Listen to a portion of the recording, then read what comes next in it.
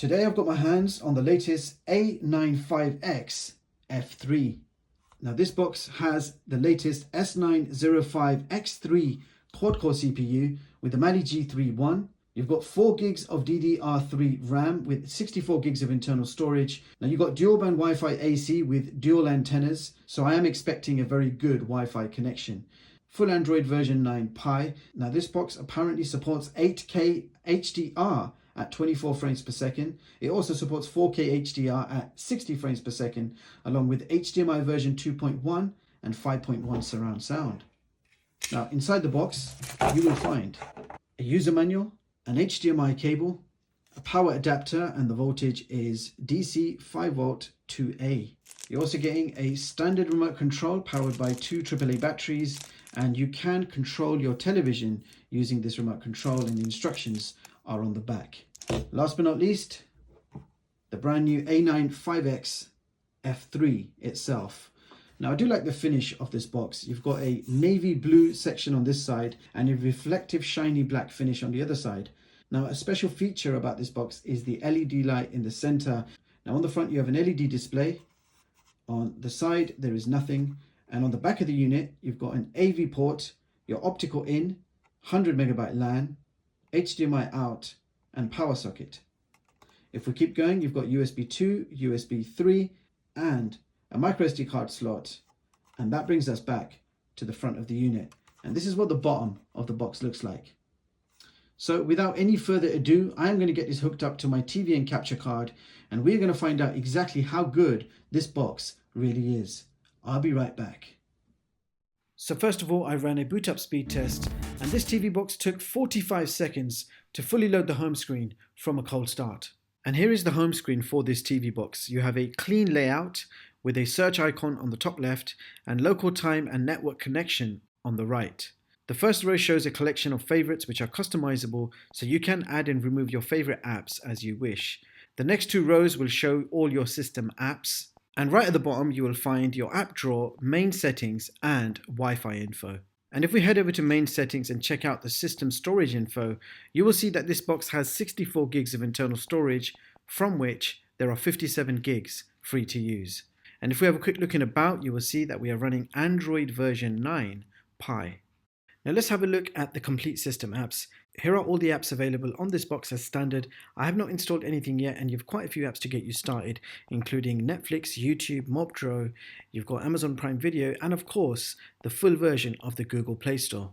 Now the first thing I like to test is screen mirroring. We do have AirScreen and Mirrorcast installed as standard, and I'm pleased to say that I was able to mirror my iPhone screen absolutely fine with minimal lag. So next up, I tested out Mirrorcast with my Android smartphone, and I'm pleased to say that it works absolutely fine with my P30 Pro. Mirrorcast was quick to connect and gave a pretty smooth experience. So now I'm going to play some 4K video samples from a USB drive, and I will be doing this with the included TVMC media player, which is the same as Kodi media player.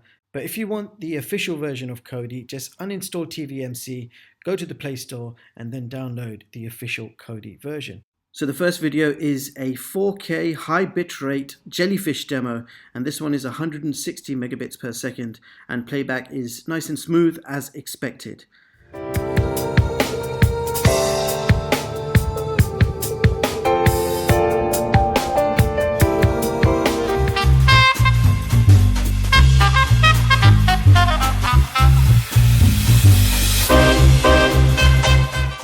So moving on now to the YouTube test, and you can stream a maximum of 4K on YouTube.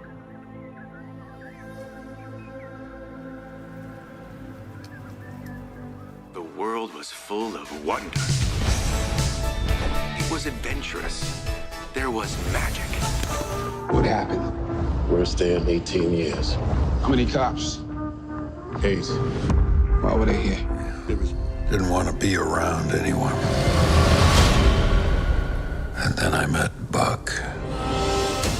Now Netflix and Amazon Prime is working absolutely fine, but unfortunately the maximum resolution supported is 480p. Dolphins are faster in short bursts. It's 70 miles an hour already, and it isn't enough. Now moving on to the gaming test, beginning with Asphalt 8.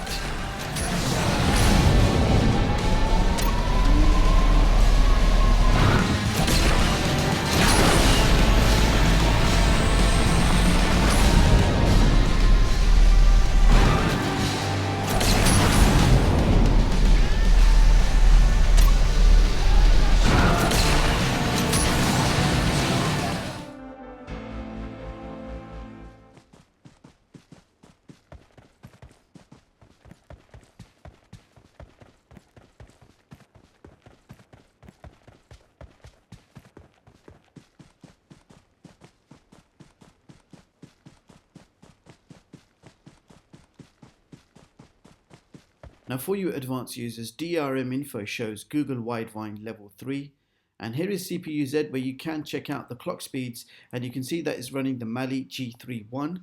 This box is also running Android version 9 and comes rooted as standard. And in the Wi-Fi speed test, we got download speeds of 66 and upload speeds of 18 megabits per second. So that brings us to our benchmarks, beginning with Geekbench multi-score of 2027. And in the AnTuTu benchmark test, we achieved 67K. So let's see how that compares with the others. So here is my top Android TV box chart for 2019, showing you the latest TV boxes and seeing how they compare with each other. So the new A95X F3 has taken position 11 on this chart with a rating of 8.9 out of 10. So it looks like we are getting a slightly better performance than the S905X2, which is certainly good news, especially at this price point.